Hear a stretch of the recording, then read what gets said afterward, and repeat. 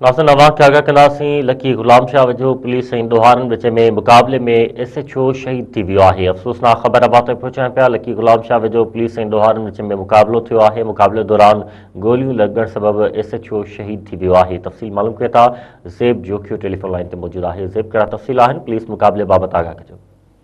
जी बिल्कुल अॼु इंतहाई अफ़सोसनाक वाक़ियो पेश आयो आहे। उन हवाले सां तव्हांखे ॿुधाईंदो हलां त लकी ग़ुलाम शाह थाणे जो SHO आहे खमीसो ख़ान बिरोई, जेको पंहिंजो फ़र्ज़ु निभाईंदे अवाम जे तहफ़ुज़ ख़ातिर ॾोहारनि सां विढ़ंदे पंहिंजी जान क़ुर्बान करे छॾी आहे।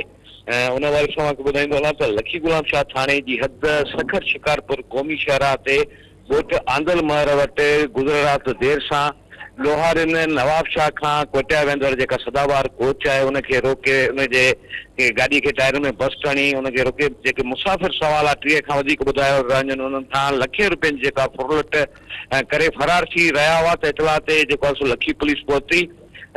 लखी पुलिस जे पहुचण दौरान ॾोहारिन पुलिस ते फायरिंग करे ॾिनी, जंहिं दौरान मुक़ाबले दौरान गोलियूं लॻण सबबि SHO लखी ग़ुलाम शाह खमीसो ख़ान बिरोई उहो शदीद ज़ख़्मी थी पियो, जंहिंखे बर वक़्त सखर जे हिकु निजी अस्पताल में दाख़िल कयो वियो, जेको कुझु कलाकनि बाद ज़ख़्मनि जा सूर नसंदे SHO लखी खमीसो ख़ान बिरोई शहीद थी वियो आहे।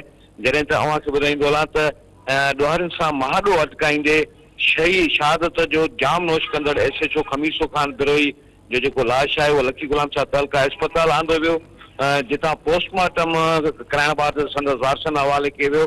जॾहिं त शहीद थियल SHO खमीसो ख़ान बिरोई जी 11:30 वॻे शिकारपुर पुलिस हेडक्वार्टर में जनाज़े निमाज़ अदा कई वेंदी, जंहिं बाद शहीद थियल SHO जो लाश सुल्तान कोट लॻ जेको अबाणो ॻोठ आहे उते उनखे मिटीअ मां हवाले कयो वेंदो। जी ज़ेब जोखियो अवां जी महिरबानी तफ़सील ॾियण जे लाइ।